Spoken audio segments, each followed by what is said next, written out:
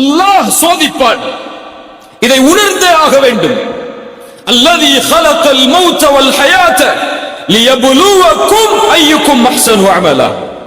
அல்லாஹ் வாழ்வையும் மரணத்தையும் படைத்ததன் நோக்கமே உங்களை சோதிப்பதற்காகத்தான். சோதனையிலிருந்து யாரும் விதிவிலக்காக மாட்டார்கள். பாவிகள் மட்டும் தான் இந்த உலகத்தில் சோதிக்கப்படுவார்கள் என்றால் நபிமார்கள் ஏன் சோதிக்கப்பட்டார்கள்? அல்லாஹ்வுடைய தூதர் சொன்னார்கள், இந்த பூமியிலேயே அதிகமாக சோதிக்கப்பட்டவர்கள் நபிமார்கள் தான் என்று. அல்லாஹ் சோதிப்பான். சோதனைக்காகத்தான் இந்த உலகம். சோதனைகள் இரண்டு உண்டு. ஒன்று அல்லாஹ் கொடுத்து சோதிப்பான், இன்னொன்று அல்லாஹ் எடுத்து சோதிப்பான். அல்லாஹ்வுடைய விதியை பொறுத்தவரை கொடுப்பதும் சோதனைதான், எடுப்பதும் சோதனைதான். சொல்லுங்கள், அல்லாஹ்வுடைய விதியை பொறுத்தவரை கொடுப்பதும் சோதனைதான், எடுப்பதும் சோதனைதான். ஆழமாக உள்ளத்தில் பதிய வைக்க வேண்டும். அல்லாஹ் கொடுக்கின்ற செல்வம் சோதனை, அல்லாஹ் கொடுக்கின்ற ஏழ்மை அதுவும் சோதனை, அல்லாஹ் கொடுக்கின்ற கண்ணியம் அதுவும் சோதனை, அல்லாஹ் கொடுக்கின்ற இழிவு அதுவும் சோதனை, அல்லாஹ் கொடுக்கின்ற சுகம் அதுவும் சோதனை, அல்லாஹ் கொடுக்கின்ற நோய் அதுவும் சோதனை. இப்படி அல்லாஹ் உலகத்தில் எதை கொடுத்தாலும் எதை எடுத்தாலும் அல்லாஹ்வுடைய பார்வையில் அது சோதனை தான். வம்மல் இன்சானு இதா மப்தலாஹு ஃபஅக்ரமஹு வநஅமஹு ஃபயகூலு ரப்பி அக்ரமன். அல்லாஹ் சொல்கிறான், இந்த மனிதனை அல்லாஹ் சோதித்தால் எதை கொண்டு? கண்ணியத்தை கொண்டு, அருள்கொடைகளை கொண்டு. இந்த மனிதன் சொல்கிறான், ஃபயகூலு ரப்பி அக்ரமன், என் இறைவன் என்னை கண்ணியப்படுத்தி விட்டான் என்று. அதே நேரத்தில் அல்லாஹ் அதே மனிதனை சோதித்தால் ஃபகதர அலைஹி ரிஸ்கஹு, அவனுக்கு கொடுக்கப்பட்ட வாழ்வாதாரத்தை குறைத்து அவன் சொல்கிறான், ஃபயகூலு ரப்பி அஹானன், என் இறைவன் என்னை இழிவுபடுத்தி விட்டான் என்று. சுப்ஹானல்லாஹ். மனிதன் கேட்பதில்லை ஏன் சோதிக்கிறான் என்று. எப்போது? செல்வம் கிடைக்கும் போதோ, கண்ணியம் கிடைக்கும் போதோ, பதவி கிடைக்கும் போதோ, அல்லாஹ் அருட்கொடைகளை கொடுக்கும் போதோ அவன் கேட்க மாட்டான், ஏன் அல்லாஹ் எனக்கு இதை கொடுக்கிறான் என்று. கேட்பானா? கேட்பானா? எப்போது கேட்பான்? காசு குறைந்து விட்டால், சம்பளம் குறைந்து விட்டால், மருத்துவமனையில் அனுமதிக்கப்பட்டு விட்டால், உறவினர் யாராவது மரணித்து விட்டால் அவன் கேட்பான், ஏன் அல்லாஹ் எனக்கு மட்டும் இதை செய்கிறான் என்று. மனிதா, உனக்கு அல்லாஹ் கொடுத்தானே அதுவும் அதுபோல்தான், அல்லாஹ் எடுத்தானே அதுவும் அதுபோல்தான். இந்த இரண்டு நிலையிலும் நீ எப்படி நடக்கிறாய் என்பதை அல்லாஹ் பார்க்க விரும்புகிறான். கொடுக்கும் போது அல்லாஹ்விற்கு நன்றி செலுத்துகிறாயா, எடுக்கும் போதும் அல்லாஹ்விற்கு நன்றி செலுத்துகிறாயா என்று அல்லாஹ் பார்க்க விரும்புகிறான். நபி யூசுப் அலைஹிஸ்ஸலாம் அவர்களுடைய வாழ்வை கவனியுங்கள். எல்லாம் கொடுக்கப்பட்டது நபி யூசுஃபுக்கு ஆரம்ப காலத்தில். யார் அவர்கள்? நபியுடைய மகன், நபியுடைய மகன், நபியுடைய மகன் இப்ராஹிம் அலைஹிஸ்ஸலாம். அவருடைய மகன் யார்? இஸ்ஹாக். அவருடைய மகன் யார்? யாக்கூப். யாக்கூபுடைய மகன் யார்? யூசுப். சுப்ஹானல்லாஹ். அல் கரீம் இப்னு கரீம் இப்னு கரீம் இப்னு அல் கரீம். அல்லாஹ்வுடைய தூதர் சொல்வார்கள், கண்ணியமானவரின் மகன் கண்ணியமானவர், கண்ணியமானவரின் மகன் கண்ணியமானவர், கண்ணியமானவரின் மகன் நபி யூசுப் என்று சொல்வார். நபிமார்களின் வம்சத்தில் பிறக்கிறார். ஒரு நபியின் குழந்தையாக இவ்வளவு பெரிய அருள்கொடை. 11 சகோதரர்கள் தனக்கு. தந்தையின் நேசம் தன் மீது, அழகான குணத்தோடு, அழகோடு. என்ன அழகு! ரசூலுல்லாஹி ஸல்லல்லாஹு அலைஹி வஸல்லம் சொன்னார்கள், மிஅராஜுடைய பயணத்தில் நபி யூசுஃபை நான் பார்த்தேன். அல்லாஹ் அவன் படைத்த அழகில் பாதியை நபி யூசுஃபுக்கு கொடுத்திருந்தார். அவ்வளவு அழகு. அந்த அழகை அல்லாஹ் கொடுத்தான், குடும்பத்தை கொடுத்தான், கண்ணியத்தை கொடுத்தான். கொடுத்ததை அல்லாஹ் கொஞ்சம் கொஞ்சமாக அவர்களிடமிருந்து நீக்குகிறான். எந்த குடும்ப உறவு, எந்த நபியின் மகன் என்பது அவர்களுக்கு அல்லாஹ் கொடுத்த அருட்கொடையோ அந்த தந்தையை விட்டு அல்லாஹ் பிரித்தார் நபி யூசுஃபை. சகோதரர்களுடைய நேசத்திற்கு ஏங்கினார்கள், பிரித்தார் அல்லாஹ். கிணற்றில் தூக்கி வீசப்பட்டார்கள். ஒரு நபி கிணற்றில் வரக்கூடிய வழிப்போக்கர்கள், வியாபாரிகள், இவர்களை சந்தையில் விற்போம் என்று சகோதரர்களிடத்திலே விலை பேசி ஒரு அற்ப கிரயத்திற்கு, மதிப்பில்லாத காசிற்கு நபி யூசுப் சகோதரர்களாலே விற்கப்படுகிறார். அவர்களுடைய கண்களுக்கு முன்னால் ஒரு குழந்தை எப்படி ஏற்றுக்கொள்ளும்? மிஸ்ருக்கு அழைத்து செல்லப்பட்டு சந்தையில் ஒரு நபி அடிமையாக விற்கப்படுகிறார். இந்த அடிமையை விலைக்கு வாங்குபவர் யார் என்று அல்லாஹ் ரப்புல் ஆலமீன் ஒரு அரசவையில் மந்திரியாக இருக்கக்கூடியவருக்கு வாய்ப்பை கொடுக்கிறார் நபி யூசுஃபை வளர்ப்பதற்கு. மனைவியிடத்திலே கொண்டு சென்று சொன்னார்கள், இவரை கண்ணியப்படுத்துவோம், எமக்கு வேலையாளாக பயன்படுத்துவோம், எம்முடைய மகனாக கூட இவர்களை வளர்ப்போம் என்று தன்னுடைய மனைவிக்கு அறிமுகப்படுத்தி யூசுஃபை தன்னுடைய வீட்டில் சேர்த்தார்கள். எந்த வீட்டில் நபி யூசுப் சேர்க்கப்பட்டாரோ அந்த வீட்டிலேயே அந்த பெண்ணாலேயே அல்லாஹ் சோதித்தான். தவறான இச்சைக்காக அழைக்கப்பட்டார். நீண்ட நெடிய சம்பவம். அதற்கு பிறகு சில நாட்களுக்கு பிறகு மீண்டும் சம்மதிக்காததால் சிறையில் நபியை அல்லாஹ் தள்ளினான். ஒரு சிறைச்சாலையில் ஒரு நபி பல ஆண்டுகள் உதவி கேட்டும் மறுக்கப்பட்டது. அதற்கு பிறகு அல்லாஹ் ரப்புல் ஆலமீன் பல வழிகளில் நபி யூசுஃபை சோதித்தான். மீண்டும் அல்லாஹ் கண்ணியத்தை கொடுத்தான். இழந்ததை மீண்டும் கொடுத்தான். அந்த அரசவையிலேயே ஒரு அமைச்சராக ஆகக்கூடிய வாய்ப்பு. எந்த சகோதரர்கள் விரட்டினார்களோ அந்த சகோதரர்களை உதவிக்காக கையேந்தி அவர்களுக்கு முன்னால் நிற்கும்படி அல்லாஹ்க்கினான். இப்படி எல்லா சோதனைகளையும் அல்லாஹ் நபி யூசுஃபுக்கு கொடுத்தான். இந்த எந்த சோதனையிலும் நபி யூசுப் அலைஹிஸ்ஸலாம் ஏன் அல்லாஹ் எனக்கு இதை செய்கிறான் என்று கேட்கவில்லை. ஏன்? இது அல்லாஹ் படைத்த உலகம், இது அவனுடைய விதியின்படி இறங்கக்கூடிய உலகம். இதில் எதை அவன் நாடுகிறானோ அதை செய்வான், எதை அவன் நாடவில்லையோ அதை செய்ய மாட்டான். அதில் ஏன் என்று கேட்கக்கூடிய உரிமை இந்த உலகத்தில் படைக்கப்பட்ட எந்த படைப்பிற்கும் கிடையாது.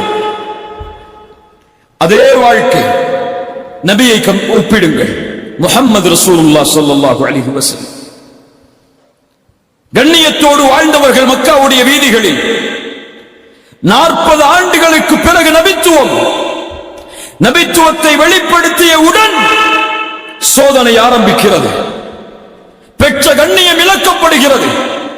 சேர்த்து வாழ்ந்த உணவுகள் வெறுக்கிறார்கள், ஊரை விட்டு ஒதுக்கி வைக்கிறார்கள். பசியால் வறுமையால் நபி வாடுகிறார்கள்.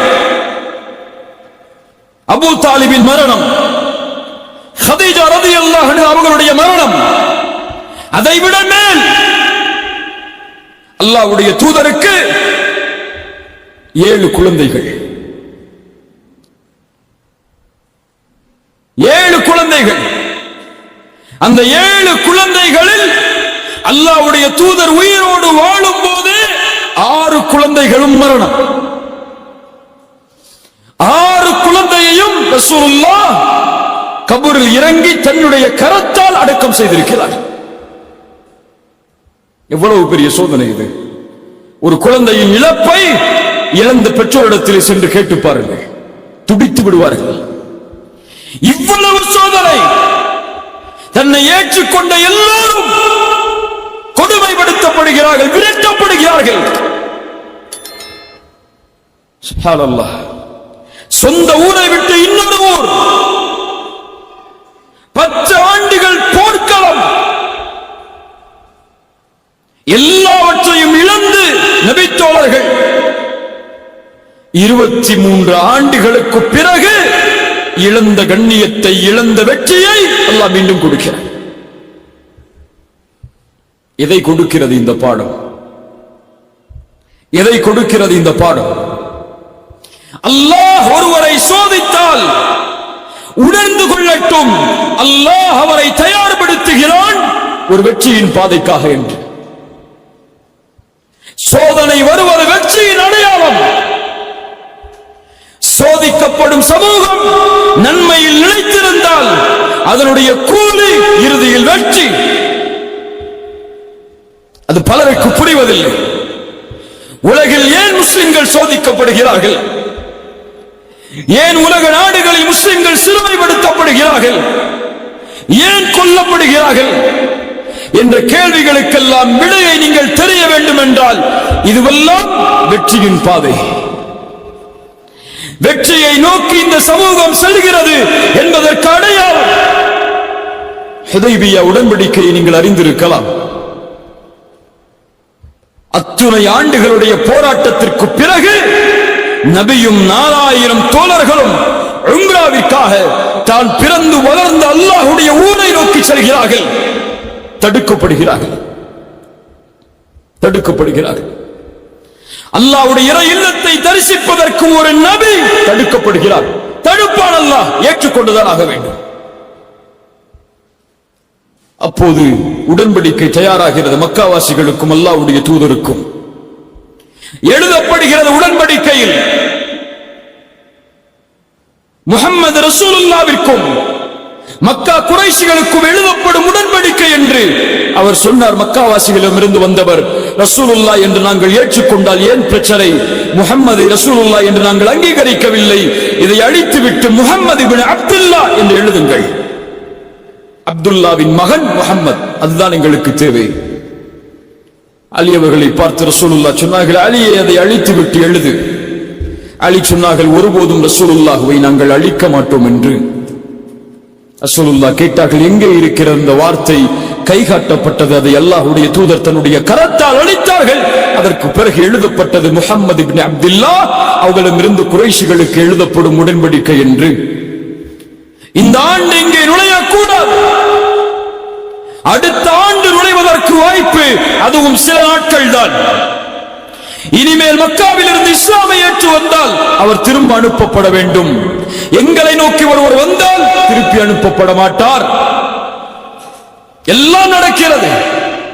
உடன்படிக்கை முடிந்தவர்கள் எடுத்துச் சொல்லும் போது உமர் அவர்கள் அல்லாஹ்வுடைய தூதருடைய சட்டையை பிடித்து கேட்டார்கள், யா ரசூலல்லாஹ், சத்தியத்தில் இல்லையா? ஏன் காஃபிர்களுக்கு விட்டுக் கொடுத்து போக வேண்டும்? இதோ வாழ், போராடுவோம். ரசூலுல்லாஹ் சொன்னார்கள், முடியாது என்னால். எல்லா நபித்தோழர்களும் நபியின் கட்டளையை ஏற்பதற்கு தாமதமாகிறது. ரசூலுல்லாஹ் சொன்னார்கள், அல்லாஹ்வை பார்த்து, யா அல்லாஹ், இவர்கள் எல்லோரும் என் மீது கோபித்தாலும் நீ என் மீது கோபத்தோடு இல்லை என்றால் அதை பற்றி எந்த கவலையும் எனக்கு இல்லை. சுப்ஹானல்லாஹ். உமர் அவர்கள் திரும்ப செல்லும் போது அல்லாஹ் வசனத்தை இறக்குகிறான். மக்கா மதீனாவை நோக்கி. அந்த மக்காவுடைய அந்த சோதனைக்கு பிறகு இன்னா ஃபதஹ்னா லக ஃபத்ஹம் முபீனா, அல்லாஹ் தெளிவான வெற்றியை நபியே உங்களுக்கு அளிப்பான். ஹுதைபியா உடன்படிக்கையில் தாழ்வோடு திரும்பி செல்கிறார்கள். அல்லாஹ் வெற்றியின் வசனத்தை இறக்குகிறான். உமர் அவர்கள் ஓடி வந்து கேட்டார்கள், ஃபத்ஹுன் ஹுவ, அல்லாஹ்வுடைய தூதரை நடந்த உடன்படிக்கை வெற்றியா? ஆம். இந்த சோதனைக்கு அல்லாஹ் கொடுக்கக்கூடிய பரிசு அடுத்த ஆண்டு நுழைவோம் மக்காவை சொந்தமாக்குவதற்கு. உம்ராவிற்காக செல்கிறீர்களே, இது போதாது நபியே, இன்னும் சோதனை இருக்கிறது, அதை ஏற்றுக்கொள்ளுங்கள். அல்லாஹ் இந்த 2 ஹரமுடைய கலீஃபாவாக உங்களை மாற்றுவார். இதைத்தான் நபி யூசுஃபின் வரலாறு எமக்கு பாடத்தை கொடுக்கிறது. இன்றே வெற்றி பெற வேண்டும், இன்றே சோதனை நீங்க வேண்டும், இன்றே பிரச்சனை நீங்க வேண்டும் என்று ஒருவன் நினைத்தால் நடக்காது. நபி நூஹ் தன்னோடு சில நபர்களை சேர்ப்பதற்கு, ஈமானை ஏற்றுக்கொண்டவர்களாக ஆக்குவதற்கு அவர்களுக்கு தேவைப்பட்ட ஆண்டு 950 ஆண்டு காலம். நபி மூசா ஃபிரௌனுடைய சோதனையிலிருந்து தப்பிப்பதற்கு அவர்கள் எடுத்துக்கொண்ட முயற்சி, அந்த முயற்சியின் வெற்றி அவர்களுடைய மரணம் வரை நீடித்தது. இப்ராஹிம் சோதிக்கவில்லையா அல்லாஹ்வுடைய நண்பரை? அல்லாஹ் நெருப்பு குண்டத்தில் வீச வைத்து சோதித்தான். மனைவியை இன்னொரு அரசன் தீண்டக்கூடிய அளவிற்கு சோதித்தான். தன் மகனையும் தன் மனைவியையும் மக்காவில் விட்டுவிட்டு திரும்ப வாருங்கள் என்று கட்டளையிட்டான். தான் பெற்ற மகளை இப்ராஹிமே உன் கரத்தால் அறு என்று அல்லாஹ் கட்டளையிட்டான். இத்துணை சோதனைகளுக்கு பிறகுதான் அல்லாஹ் ரப்புல் ஆலமீன் இப்ராஹிமுடைய சந்ததிகளை மக்காவில் வாழ வைத்தான். நபிக்கு மக்காவின் வெற்றியை உணர்வதற்கு 23 ஆண்டு காலம் தேவைப்பட்டது. 21 அல்லது 22 ஆண்டு காலங்கள். அதுபோல்தான் கண்ணியத்துக்குரியவர்களே, இந்த 20 வயதில் சோதனையா, 24 வயதில் சோதனையா, இந்த வயதில் ஏழ்மையா, இந்த வயதில் எதை தொட்டாலும் வெற்றி இல்லையா? கவலைப்படாதே, முயற்சியில் தொடர்ந்திரு. அல்லாஹ் ரப்புல் ஆலமீன் உனக்கென்று ஒரு நியதியை வைத்திருப்பான். பொறுமையோடு அல்லாஹ்வின் மீது நம்பிக்கை கொண்டிருந்தால், பாவங்களை விட்டு விடுபட்டிருந்தால், நீ எண்ணி பார்க்காத வெற்றியை அல்லாஹ் தருவான். فإن مع العسر يسرا إن مع العسر يسرا. துன்பத்தோடு இன்பம் வரும், நமக்கு தெரியாது. துன்பத்தோடு இன்பம் வரும். அந்த துன்பத்தை சகித்தால், அந்த கதரை ஏற்றுக்கொண்டால், அல்லாஹ்வுடைய விதி, இதை நான் பொருந்திக் கொள்கிறேன், ஆனால் அல்லாஹ் எனக்கு கொடுத்த வாய்ப்பு, முயற்சி, அதை ஒருபோதும் நான் கைவிட மாட்டேன் என்று அவனுடைய பாதையில் நிலைத்திருந்தால் அது போதும் அவனை வெற்றியடைய செய்வதற்கு.